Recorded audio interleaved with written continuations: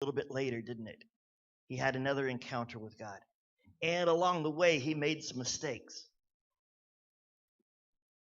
And that's so true in our own lives, as Abraham was an example of what it is to be a believer and following God. Although he made mistakes, he didn't stay in that mistake. He changed and went on and moved forward.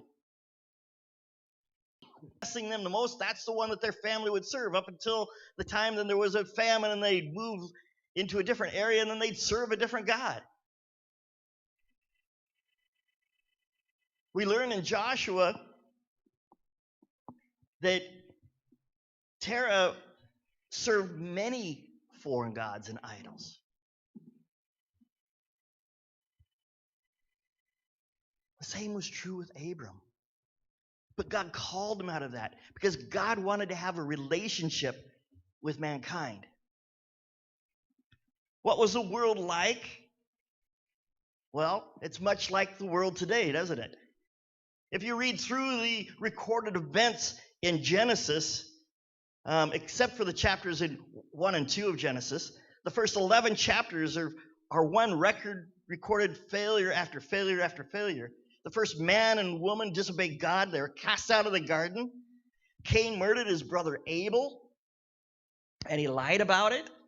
Humanity became so corrupt that God cleansed the earth with a flood. Noah got drunk and exposed himself. In their defense of God, men built a city. And then they built a tower. And God had to send confusion to end the rebellion against him. You see, there was disobedience, there was murder, deception, drunkenness, nudity, rebellion. Sounds pretty modern day to me, doesn't it? If you were God, what would you do with them? Probably the same thing that ran through his mind in the days of Noah. Let's wipe them from the face of the earth. Get rid of them. Start over. But I'm glad that God didn't do it this time. You see, he selected a man, Abram. He had a plan in mind, a plan to save mankind. And it started with a call, a simple call. A simple call. What did that call look like? Well, it's like with us.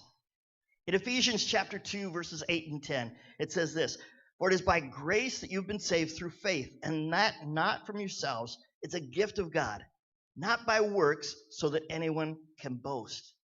It's by grace that you're saved. It's not anything that we do to get ourselves into that position.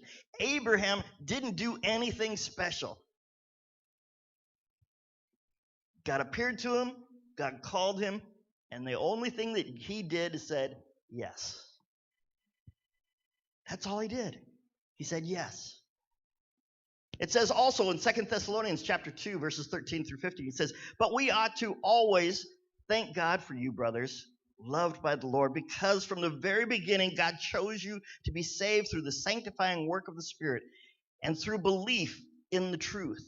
He called you to this through our gospel, that you might share in the glory of the Lord Jesus."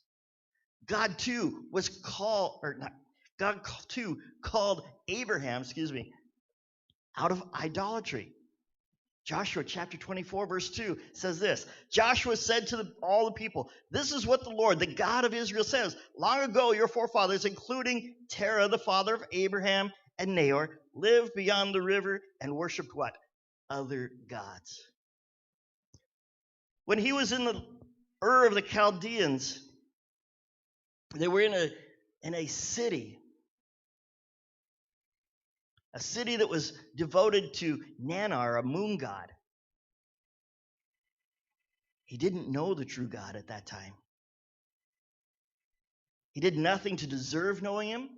He did nothing special to get his attention.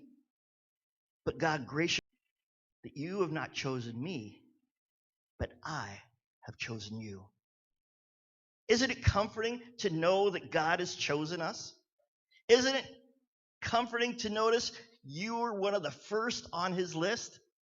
I don't know about you, but when I was growing up and they lined us up to be picked for baseball or picked for dodgeball or picked for Red Rover, send Tracy right over, I was always picked last. I was always picked last. Part of it's because I have this back issue. I have a crooked spine. It's called scoliosis, right? And well, they discovered it when I was in the 3rd grade. And they put me in this big metal brace. And they called me Bracy Tracy.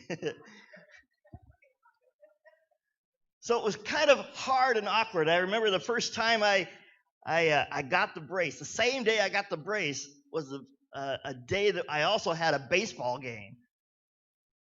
And I really didn't want to go out there because I thought, boy, everybody on my baseball team is going to make fun of me. You know, all the things that go through your head as a kid. And my dad told me, hey, you don't have to. But you got to do it sometime. Why not start today?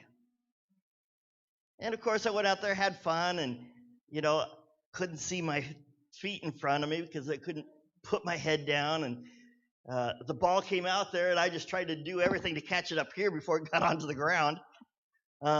Fortunately, I had other people that would come around. I played center field, so I had the right field and left field always backing me up out there. Same thing is true in our own lives. When we follow God, it's awkward at first, but we have others that come alongside of us and help us. They show us the way to walk, and they give us testimonies of how God has blessed them and met them in some of the same situations that we might be facing today. It's comforting to know that God, if God could do that for them, well, he could certainly do the same thing for me, right? Well, sometimes we don't think that in our minds, though. We think, oh, yeah, God could help them. But me, I'm just a dirtbag. I'm a sinner. It's comforting to know that Abram, even though he was a father of many nations, he was a father of 3 major religions of the world: Christianity, Muslim, and Judaism. We all claim him as the father of our